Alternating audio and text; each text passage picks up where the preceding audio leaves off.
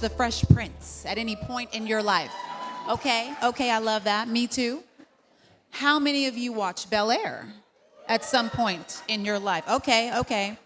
And so this conversation, besides the fact that my husband Tommy has known Cassandra Freeman for longer than he's known me. She was in his first film.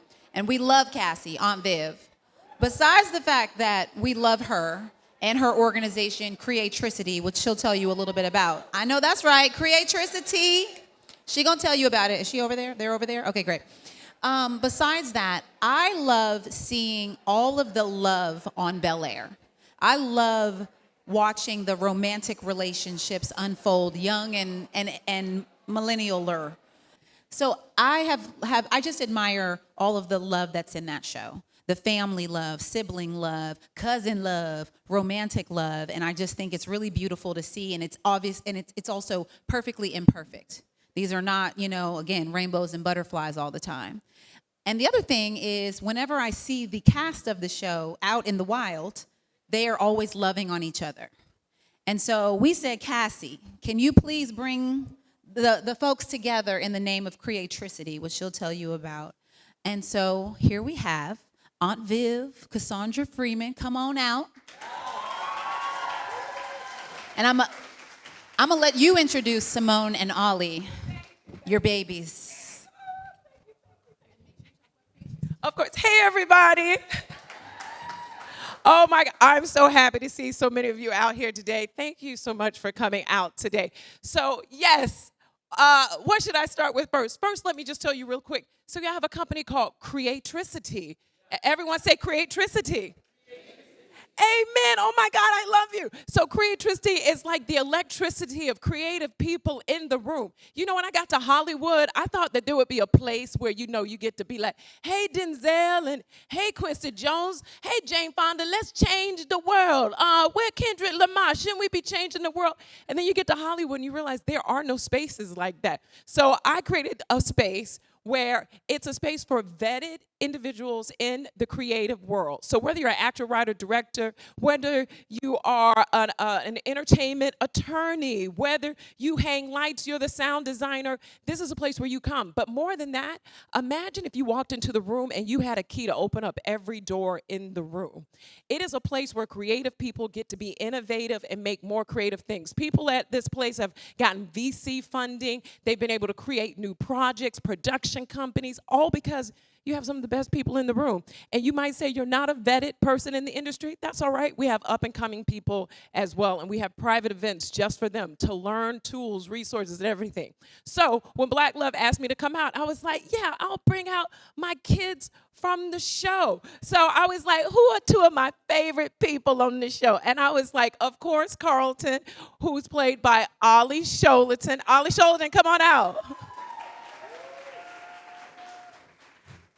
And then I was like, who's my second favorite person? She plays Lisa. Simone, come out. And I thought this would be a great time to sort of talk about what does young love look like? Like, how is young love activating itself in the world today? As you can see, I'm about 25 years old. So I thought, why not ask the young people? So first things first, guys. How wonderful is it to work with me? Let's address the second favorite comment first. Well, he do play my son. Okay. And also, we talk every day. Cassie and I, we talk every single day. No, it's true. This show, we really are like a family. When we get together, we're like, hey, I love you, but listen, how you doing? You look so good. What you up to? Yeah, I do a TikTok with your song. I love everything. What do you a star? I'm literally like their mom. Okay, but seriously, first question I'd like to start off is, what does Black love mean to you? Like, when you hear Black love, what does that mean? Black love is all-encompassing to me. It feels strong and gentle all at once, and Black love for me is a force that it feels like water. It washes over with everything. It feels like life, and it creates change. I know something Simone and I have actually talked about a lot together is both of our sets of parents are just really, really good and really, really good to each other. And so sometimes we have a hard time in our lives, like understanding how people work. Cause it's like, I don't know, like people be lying. That's Like, you crazy. lie? Yeah. I was like, oh my God. I never had a man. So I feel like black love is pure. It's beautiful. It is, it's strong and it is ever withstanding. That's wonderful. I think when I think about black love, when I first came to this event, I was like, man, I guess I can't be in black love because my husband, he's not black right now. So maybe I can't be in this. And Cody was like, but Cassie, is somebody loving you? Well, then you are black love. Like, black love is the space of people who love black people, support black people. This is about, to me, it's like revolutionary to have an event like this to say, we're just coming together because we believe in love, self-love, and also uplifting a community that sometimes gets left behind. And when you look at black women, especially, the expansiveness of black love is so expansive because there's 25% more black women walking around than men. So what you want them to do, marry trees? So black love is an expansive principle, okay? Speaking of Bel Air, people love Bel Air so much because they see, it's funny, they feel love and they feel the forgiveness and the grace that lives in the show in the midst of all of the messy drama. Did you two, what shows did y'all grow up to? Like, what, y'all were just born like 10 years ago. What show were y'all looking at? Oh my God. I was born 5 years ago. So it's interesting. I was born in Atlanta, but I grew up in Nigeria until I was 10 years old. Oh, my Niger sister. Niger know they carry last. Yeah, I grew up in Nigeria until I was 10. And so a lot of sort of like classic American TV shows I just never watched as a kid. We got The Fresh Prince of Bel Air. We got The Fresh Prince. So I watched that. But it's been really cool because now in my adulthood, I've been able to go back and I'm catching up on Martin now. I recently started living single. I like that you're all clapping for me for it's like, yes, watch Living Single. Wait, so what shows are in Nigeria? Like, but were you too young to watch the shows though? Weren't you a baby? It's just that it was a combination of like we just didn't get all of I don't know. But when I came to the States, started watching Family Matters and Everybody Hates Chris. Great shows. Everybody Hates Chris. Great shows. My Wife and Kids. Yes, I love the Moesha. Of course, Fresh Prince. And I mean, just so many that we just grew up laughing. Oh my God, Martin, of course. Yeah, ditto. I mean, did we all only watch the only 3 or 4? And that's why UPN blew up, because we watched all of those shows, Monique, everything. So here's a controversial question. Are y'all ready? I'm here. Social media and dating apps have transformed how we connect with others romantically. How do you think that sort of impacts the depth of relationships for young people? So, for instance, when I was dating, that technology, there were computers, but not dating apps, okay? But that's not true. Match.com used to be like the only one, like back in the day. And I used to take it on as a job. But otherwise, like today, it seems like it's the major place. Back in the old days, people met mostly in church and through their family and community was the number 1, 2 place. Family, community, church. And then like at the bottom, it would be like, online. And now it's flipped. Everything's online, anything else. And on the bottom was, girl, I tripped over a man at church. So, yes. So how has it transformed? And do either of you, have y'all ever tapped in? I think something I've noticed, because I think in a lot of ways I'm very much an old soul. I say I'm the old man of the kids on the show. I'm in bed by like 10. But I've noticed that I think people are nowadays our generation tends to be more interested in what things look like than what things feel like. And that can kind of, and I think it's a result of social media, but also, at its core, I think that social media has allowed us to connect with people, in a way, on a level that we've never historically been able to do ever. But I do think it creates this tendency for us to kind of stop on the surface and never really get deep into like, if I say I love this person, why do I love them? Like, what is it about them do I love, or do I just love the idea of them? And to your point, the idea of who we are is we can like refine and present that easily on an app, but I don't think it really impacts the depth. I think because once you're there and once you meet the person, I think it more affects our accessibility to one another. So in that way, everything feels flighty. And I feel like that can be a weakness of social media and apps and those things. But I feel like once you're there, it depends on the person and their ability to say, am I in this? Am I willing to grow with this? And I think that's great. But like, I heard once upon a time when you left the house, people can reach you. That's crazy. What do you mean? You leave the house and people can't? What do you mean? Now at any time, like, anyone could just hit me, which is a great thing, but it's also like, no, leave me alone. I feel like the biggest problem with dating apps is that it makes people easily disposable, and it makes people think there's always something better.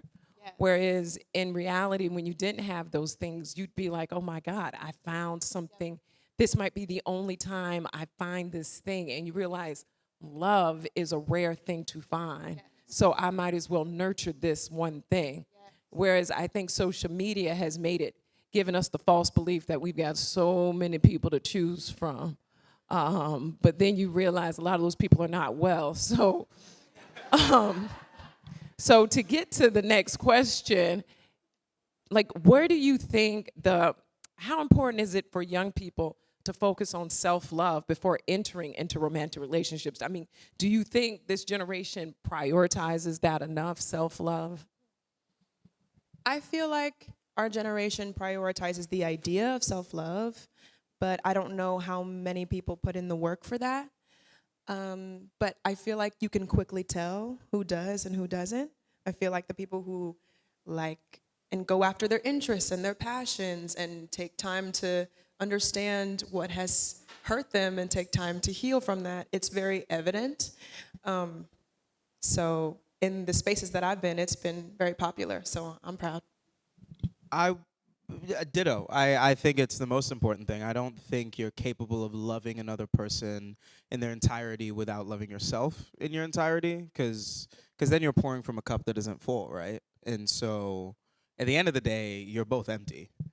But I think that when you really do love yourself, and that's, you love the good things about yourself, you love the bad things about yourself, you're working on those things. When you truly love the entirety of who you are, I think that allows you to, love someone with reckless abandon.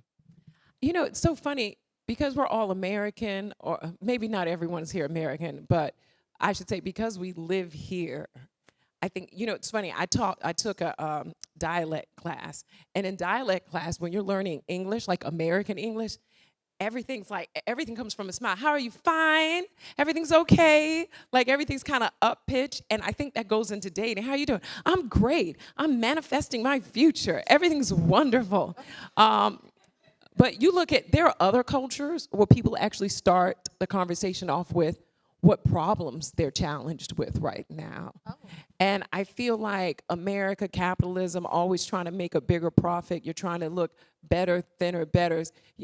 I feel like there's a sense of vulnerability that's missing. And so I think self-love is great, but I feel like we almost need a new word for self-love. Like, it's also like the bridge. Like, how do we develop the bridge of accepting self and accepting the other person? Right. Like, the thing I love about our show is that, no one is in like a perfect relationship.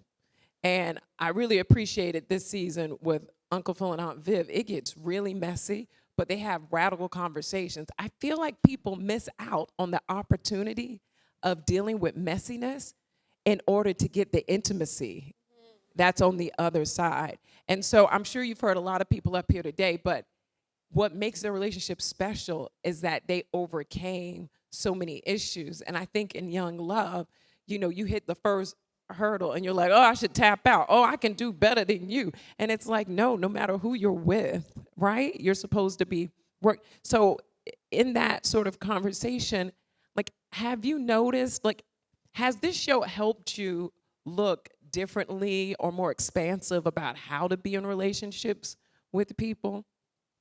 I think playing Carlton has taught me a lot of empathy. He is a character that we don't necessarily meet at the greatest time in his life, and he has a lot of growth to do. And it's interesting how watching and playing Carlton as he's grown up and, you know, found his own self-love. So maybe not necessarily in the context of relationships, but just in the context of like. But there's a lot of like the relationship. I think this is what Cody was trying to say early, right? Relationships just aren't romantic. It's also brotherly friendship. But for you, it's like the cousin issue. It's the ex-boyfriend of her. Like, there are all these relationships. Life, like the quality of your relationships is the quality of your life. Yeah. Yeah, and so I, you know, Carlton has taught me a lot of empathy and a lot of forgiveness of self and others. And I can say that I am a more patient person now because of playing this role, which is crazy to realize. But yeah. why? What do you mean? Because once you accept that everyone's imperfect, you realize that we're all just, you know, people in development. And but I feel like before this show, I was under the understanding of perfection is something that can and will be attained. But you know, it's like, hey, we're all just trying to figure it out, man. Life is hard. I think that's interesting because I feel like the audience in Carlton have developed an interesting relationship too, right? The show started off first season and you're like, this Negro ain't no good. We gonna trade him to the other team, okay? I just always think about that line of when Will first meets you, and you're like, how you doing, or something, and you're like, just thriving, something like that. Remember that line? Thriving, yeah. And I was like, thriving. Oh, I don't like this person already.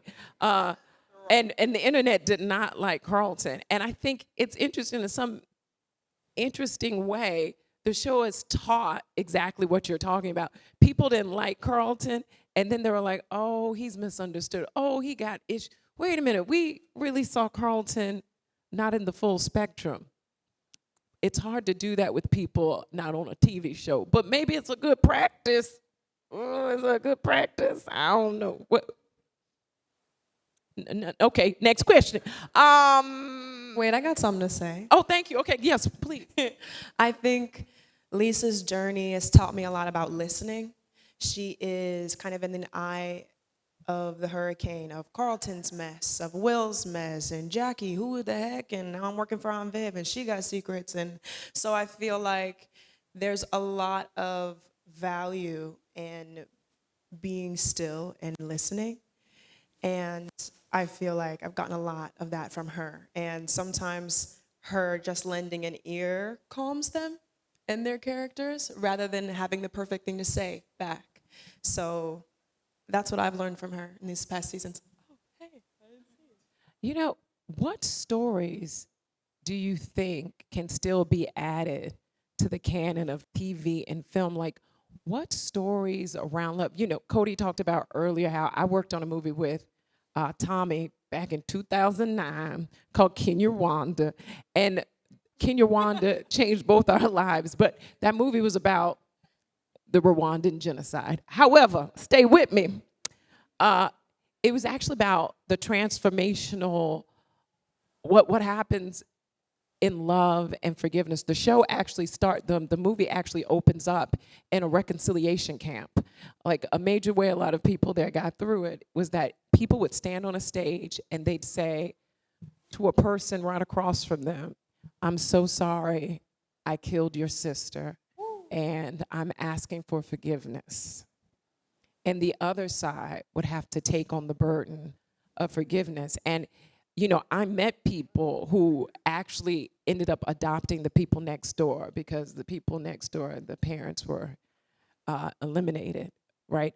And I'm so happy that we got to work on this because we got to stand shoulder to shoulder with people who literally had to understand what that means. And when we spent time there, I was always so amazed like how kind the men were. And one day I just asked a guy, I was like, listen, the men here are so kind. Like, no one makes weird jokes. And he says, oh no, we don't make jokes that put people down, because if you had to live 3 months and step over dead bodies for 3 months while people are still cleaning up, it changes your relationship to the human spirit and the other person. So I'm always so interested in stories that are actually interested in telling the story about forgiveness and love, because this country is really interested in revenge, retaliation. We're gonna get the tip back, And so that's why I love what Black Love is, and I love what our show is about, because it's not about we're gonna throw him out, we're gonna throw him away because he messed up. It's about how do we create a bridge of love and understanding. Ditto. Looking ahead, wait a minute, but y'all didn't answer the question. So back to the major freaking question. Y'all, Kenyawanda always takes me away. So again, what are some ideas for stories? Like, how many creative people are in the audience who are in filmmaking? Yes, yes. Hey, oh my God, please, amen. Yes, yes, oh my God. So like, oh, Tommy, you in this too, good job. So the question, what are some great ideas that people should be thinking about in creating stories, documentaries around love, around family? Like, what are the things you have not seen? I want to see, I'm very, very big on, I want to see more youth of color just existing. I watched Roll Bounce for the first time recently. Roll Bounce? Incredible movie. Who's seen Roll Great Bounce? movie. Started roller skating. Roll Bounce is a great movie. But the thing that really took me about it is like I kept waiting for the scene where these kids would be on the wrong side of town and the police would show up and da-da-da-da and something, but it never happened. And it, like, I'm not even lying. I watched this movie and I was almost in tears because it's just, it reminds, I believe that art reflects culture and culture reflects what people deem as possible. And watching Roll Bounce is like, nah, like kids of color can really just like vibe and roller skate and have a good time. So, and doesn't mean that they aren't going through hardships, but that hardship isn't related to trauma and it's not related to violence and it's not related to whatever. It's just, it's these kids who want to win a roller skating competition. Like, it sounds so trivial, but that's beautiful. So I want to see more kids of color just, having a good time and getting to come of age. I mean, even hearing that, I'm like, where was the police? Was it legal? For me, I really enjoy stories with unique perspective. I'm reading this book right now called Headshot. I can't remember the author right now, but it's about girls who are boxers, and there's in this boxing tournament, and it goes through each match. But what is so special about this book is that each girl thinks differently. And we know that about each other, right? Some of us think outside of our bodies when we remember our memories. We remember looking down at each other. We remember of like yellow shirt, backdrop, weird response. That's how I remember my day. Some person is remembering their day like, okay, when I walked in, like everyone. So I would really love to see, I would really love to see unique perspectives in the way that we think. I feel like I haven't seen a lot of that, and I love that. Usually it's from one kind of perspective. So I would love that. No, it's so true. People forget that, like, we live in a culture, and in this culture, we have rules about how we must do certain things. And to do anything out that feels like, it's scary. But there's so many ways to live a life, so many ways to love. And I think it's what's cool about the good things about like TikTok and social media. We have that one secret that somebody's willing to share that we go, they do that too? You know, it's the unique perspective that there's like, dang, I have never had an original experience in my life. So I think that humanizes all of us, you know, the person that you would have never talked to, you see them like, oh, they do that within the, okay, got that. And I feel like that brings us closer together, an illusion of it on social media, but it does. No, I agree. I'm a parent to a 6-year-old, and social media has helped me so much with being like, oh my God, there are moms who feel just like me. Oh, you tired? Oh, is that how you discipline your child? You know, I'm gonna try that out too. Like so many new loving ways to think about. But if I had to answer that question of like something I wish that someone would make, it's like more programming, normalizing like love and friendship with men. I feel like to your point, it's like it feel I don't know, like doesn't it feel like TV makes it look like there's only one way for two black men to love each other? Doesn't it feel that way? I feel like there should be like more normalizing of like, true. Agreed. Yes. Yes. What are y'all talking about? No, because Simone does this thing. She says boop, but no one knows what it means. It's just like boob, true, like, ooh, Yeah. like, I don't know. So I was laughing because I was like, no one knows what that means. I know, I should have said that. But it's I not mean, weird. I would love to see like a living single, but like the men's edition. Oh, Cody, Tommy, I just came up with a new idea for a TV show, and I'm the landlord. But she's single, and she's always like, hey, guys, rent's due. I would watch that. And she show up in her robe. Oh, yeah, I couldn't find my clothes today. What, Tommy, are you even listening to this genius idea? Please, I'm changing your life right now. But could you imagine, like I feel like you never see you know what's so funny? You look at like Friends and Living Single, you always see like the many different personalities of the women, like Golden Girls, and there's Sex and this. There's so many, all the women, all the person. But men, it's like he's the sexy black guy, the dorky black guy, and then he's gay. Like that's it? Like there's more, there's so much more. And can I tell you, you know what I love about working on this show? Like the type of man that Olly is a different kind of man than Jabari, who plays well. It's a different kind of man than Jordan, who plays jazz. My friend up here in the front row, he's a part of Bel Air as well. He's behind the scenes. Like there's so many different versions. And you know what's so crazy? I feel like I'm like an anthropologist doing research. And I'm like, so how do men date? And these people say some interesting things, but and I'm gonna ask a question in here somehow. But the interesting part that I love is I remember when I met one of the men. I want to say it's Jabari and Olly, and we were talking about maybe they were dating someone, and they're both champions to black women winning. Like it's never about, yeah, she thought too much. He's like, black women always want to undercut themselves, but she's a winner. Like, so I'm trying to make sure she knows that she's a winner. Or somebody, okay, y'all, somebody in this show said, I was really impressed with this. He was dating this girl, and like he's like the second. I'm not saying who I'm talking about here, okay?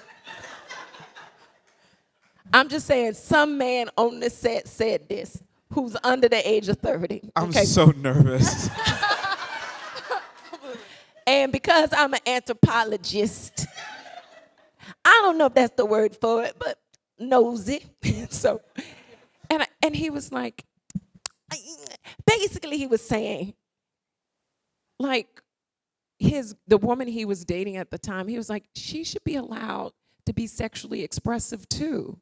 Like, why do men overly want to congratulate women for being a virgin or being this? He's like, she's allowed to have her experience too. And I was like, is this the future? And I'm here for just the idea of freedom for the other person to be fully self-expressed. Olly, you got anything? And anything to say on this? I think essentially, you know, I'm a huge believer in why would you? Am I allowed to swear here? I don't. Why date a bad bitch if you can't deal with being with a bad bitch? Like, you know what I'm saying? Like, why? Like, you know what I'm saying? Why? I feel like, you know, a lot of love, it becomes about ownership rather than allowing the person Yes, to. there's no ownership in the love when y'all talk Yeah. about, the young men on the show never talk about love and ownership. That's not true for this generation. Say more. What do you mean? I feel like it's, I think, first of all, the man I married is the man I married because he allows me to be fully self-expressed. I always say I married a man who is yes and. I'll tell him my dream before I tell anyone else. Like before this show, I was like, honey, I live in Brooklyn. And I would say, honey, it's gonna be so much fun when I have to fly back and forth to the West Coast for my big TV show one day. Now, some people have been like, how's that gonna happen? And my husband's like, yeah, honey, I can't wait for that for you. What else? Yes, and every idea. I say a big part of my career is what it is because my husband is my biggest fan. You know, I posted a video of him giving me these sneakers he made for me. They're these cool sneakers, and on the back of these Nikes, this woman hand painted, and on the back is the Bel Air sign, and on the other sneaker it says Viv. And I'm like, my husband, he's like my biggest fan. But before I got to him, there were these men who are like, so when are you gonna stop doing this silly thing? Woo. Right? So many men were like, they wanted a soccer mom. Like, that's fine. But I feel like when I talk to the guys on set who are your age, they're never, like y'all are dating extraordinary women. And it's never been like, yeah, as soon as she realizes it's not about her. I'm just so blown away by that.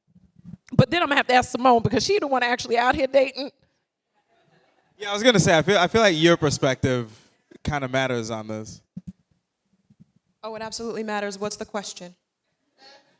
What if you had to speak for the 20-somethings out here in these streets right now dating? What's the good of dating right now and love? And what's the cons? What's the cons? I'm trying to keep it positive, but the cons too. Okay. I've had a great time dating out here. Okay, that's great. Next question. Thank you. Thank you so much. No. But, you know, we all work really, really hard in this room. And I feel like in working hard and being our best selves, we find the people that we like on our way. And I feel like only when I've been like, let me take a break from being the best version of myself, have I found the wrong people. And so, oh, thank you. And I'm like, all right, let me get, and that doesn't even mean working too hard and hustling outside of yourself and beating yourself ragged. It's the way where I'm like, you know what? Let me take a break. I'm gonna take my book. I'm gonna go to the park. And then they'd be like, there you go. I'd be like, woo. You know what I mean? And so I really appreciate and so I guess that's the cons as well of just like being who you want to be. I feel like they're on the way. But I don't know yet. I'm single, so.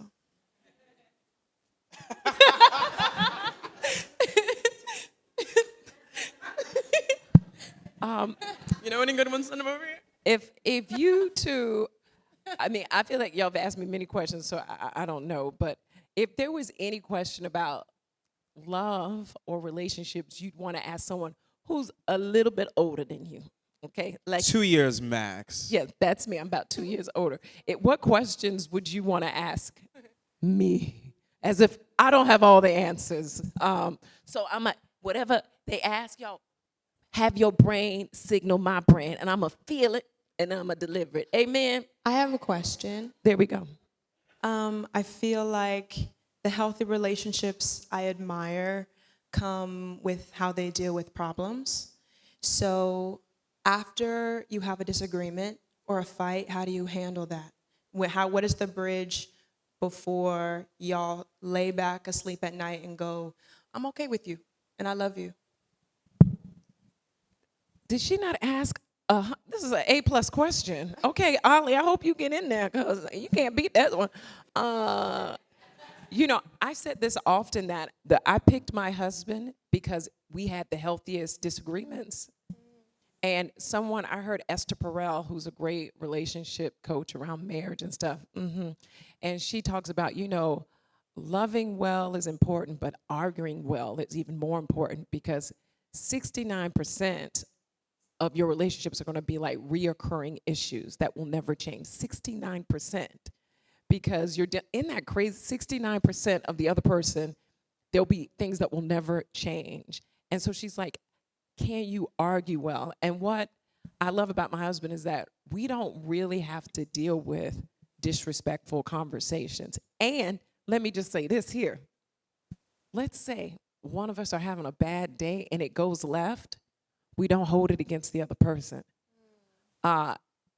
So I think that's so important. But then the healing part of it is, it's so, so many of my failed relationships were based on people who for a month would keep bringing up whatever they thought I didn't do right, whatever I didn't do right. Or vice versa. Someone would show up into the relationship and they've been so dogged by somebody because they just would not let them breathe, like their foot would be on their neck over and over. And so I think before, and I say this even before kids, like before the bad thing happens, can you set like parameters of how you want to deal with difficulty? Like you say to the person, like, who are you when you get angry? And it's always fun in games when you're in love. I don't get angry very much, but when I do, I end up calling everybody a mother beep, and you're like, this is good information. But here's the other thing that was really helpful. When we would get into arguments, I would always say, there's us and then there's the problem. It's not me against you.